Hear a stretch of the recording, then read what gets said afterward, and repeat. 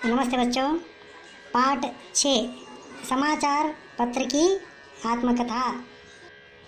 इस पाठ के द्वारा बच्चे समाचार पत्र के महत्व और लाभ को समझ सकते हैं। रोज सवेरे घर में आऊँ, देश विदेश की खबर सुनाऊँ, जमीन आसमान की बातें बताऊँ, जानते हो मैं कौन हूँ? याद आया आपको? मैं ही समाचार पत्र हूँ। सुबह होते ही मैं हर घर में दिखाई देता हूँ। कहीं लोगों की मुझे पढ़े बिना सुबह ही नहीं होती। कहीं मुझे पढ़ते पढ़ते ही चाय या कॉफी पीते हैं। मैं व्यक्ति के जीवन का एक महत्वपूर्ण हिस्सा बन गया हूँ। मैं मनुष्य को उनके अपने घर बैठे बैठे सारे विश्व की जानकारी देता हूँ।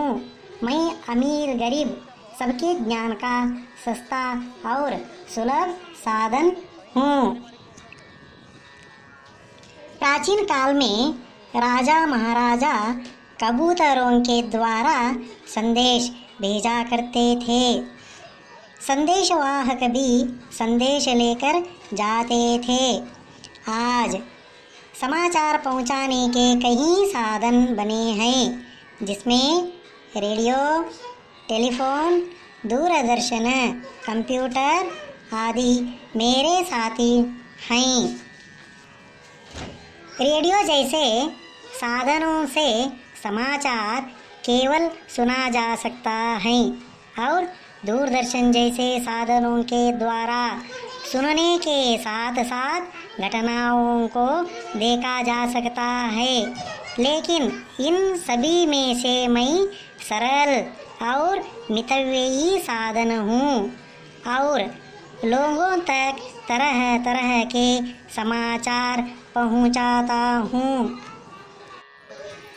भारतवर्ष में पहले मैं अंग्रेजी में बंगाल गैजेट नाम से सन 1780 में प्रकाशित हुआ। हिंदी में उदंत मार्तांड नाम से और कन्नड़ में मंगलुरु समाचार के रूप में सन 1833 में पहले प्रकट हुआ। वर्तमान समय में विभिन्न भाषाओं में हजारों की संख्या में मैं प्रकाशित होता रहता हूँ। नव Bharat times, Hindustan times, times of India, Deccan Herald, Indian express, संयुक्त कर्नाटका, विजय कर्नाटका, प्रजावाणी, उदयवाणी, अमर उजाला, दैनिक जागरण, राजस्थान पत्रिका, जनसत्ता आदि अनेक नामों से मैं आपको मिल सकता हूँ।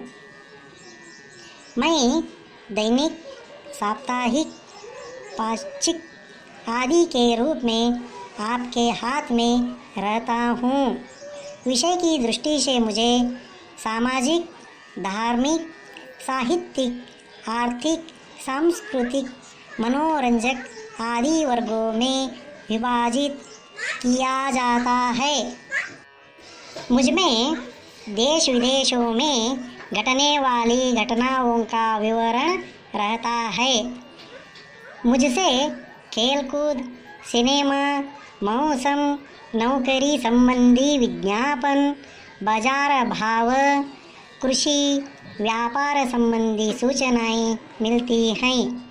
कार्टून, पदबंध, विवाह संबंधी विज्ञापन, परीक्षोपयोगी सामग्री, परीक्षा फल आदि भी मुझसे जाना सकते हैं।